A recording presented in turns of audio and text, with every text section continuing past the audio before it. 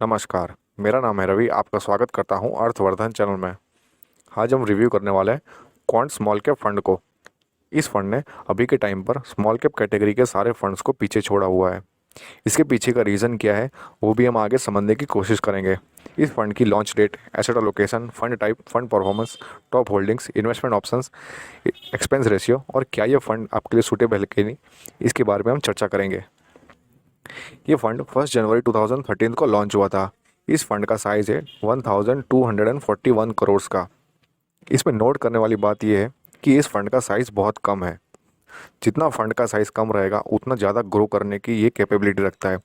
अगर फंड का साइज़ ज़्यादा बड़ा होता है तो फंड मैनेजर को फंड को मैनेज करने में ज़्यादा मुश्किल आती है। ये एक एक्टिव फंड है और इस फंड का एग्जिट लोड है 1% का। अगर इसके एक्सपेंस रेशियो की बात करें तो डायरेक्ट मोड में 0.5% और रेगुलर मोड में 2.25% का एक्सपेंस रेशियो है। इस फंड का अल्फ़ा है 12.39, जो कि बहुत ही अच्छा है, और स्टैंडर्ड डिविएशन है 32.20, जो स्लाइटली ज़्यादा है ऐसा हम कह सकते हैं।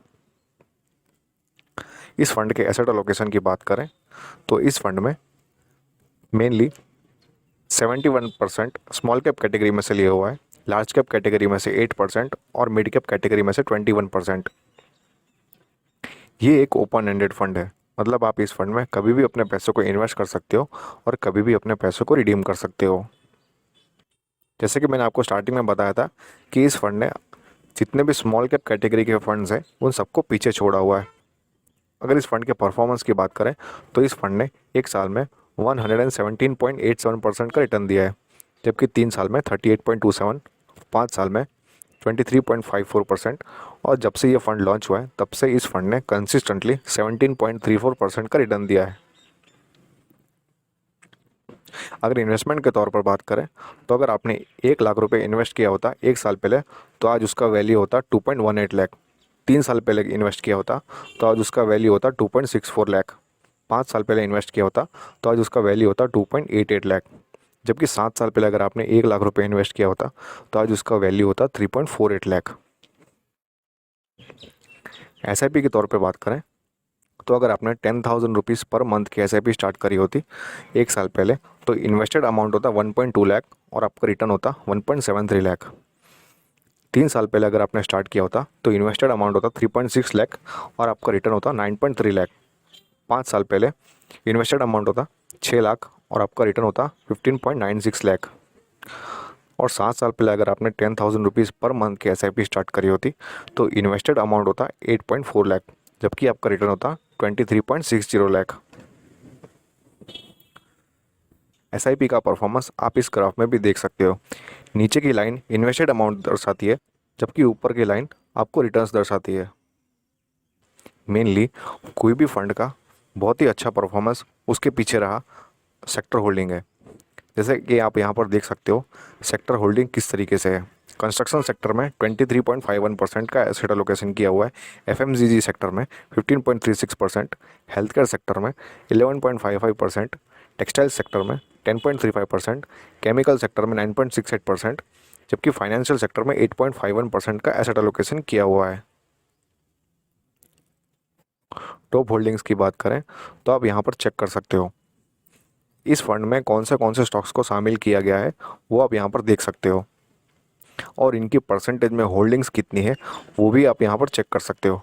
आप अपने वीडियो को पोस्ट करके इन सारे स्टॉक्स को नोट कर सकते हो। कुछ स्टॉक्स मैं आपको बता देता हूँ, जैसे कि अरविंद, इसका होल्डिंग है 5.9%, इंडिया बुल्स रियल एस्टेट, इसका होल्डिंग है 5.54%। ऐसे ही ITC, Bank of India, the India Cements, IRB infrastructures, Shilpa Medicare, ईट Parry, Linde Industries, National Aluminium Company, Caplin Point Laboratories, सत्यलैम Industries, Man Infrastructures, Prestige Estates Projects, Vedanta, Sunteck Realty, GNFC, Welspun India, HFCL और अनुपम रसायन। अगर आपको अपना investment start करना है तो मिनिमम 1,000 रुपीज़ पर मंथ से आप अपना एसआईपी स्टार्ट कर सकते हो। अगर आपको लमसम इन्वेस्टमेंट करना है तो मिनिमम 5,000 रुपीज़ के अमाउंट से आप स्टार्ट कर सकते हो। इस फंड के पहले मैनेजर हैं अंकित पांडे। जिनको 8 साल से भी ज़्यादा का एक्सपीरियंस है। क्वांट म्यूचुअल फंड को ज्वाइन करने से पहले वे इन्फोसिस के साथ में जुड़े हुए थे। इनकी अचीवमेंट्स आप यहाँ पर देख सकते हो। अगर इनके एजुकेशन क्वालिफिकेशन की बात करें तो इन्होंने अपना MBA कंप्लीट किया हुआ है और साथ में CFA भी कंप्लीट किया हुआ है।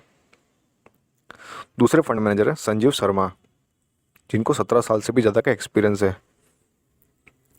अगर इनके एजुकेशन क्वालिफिकेशन को देखें तो इन्होंने अपना PGDBA कंप्लीट किया हुआ और साथ में MCOM भी कंप्लीट किया हुआ है। अब मेरा क्या मानना है इस फंड के बारे में वो मैं आपको बताता हूँ। अगर आप यंग हो, रिस्क टेकर हो और लॉन्ग टर्म के लिए इन्वेस्टमेंट करना है तो आप बेशक इस फंड में अपनी पोजीशन बना सकते हैं। जिसने ऑलरेडी म्यूचुअल फंड में इन्वेस्टमेंट किया हुआ है वो इस फंड में इन्वेस्टमेंट करके अपने पोर्टफोलियो को डाइवर्सिफाई कर सकते हैं। लेकिन अगर आप रिटायर्ड पर्सन हो और शॉर्ट टर्म के लिए इन्वेस्टमेंट करना चाहते हो तो इस फंड से आपको दूर रहना चाहिए। होप ये वीडियो आपको पसंद आया होगा। अगर ये वीडियो आपको अच्छा लगा तो लाइक करो, शेयर करो और सब्सक्राइब करो। Thank you.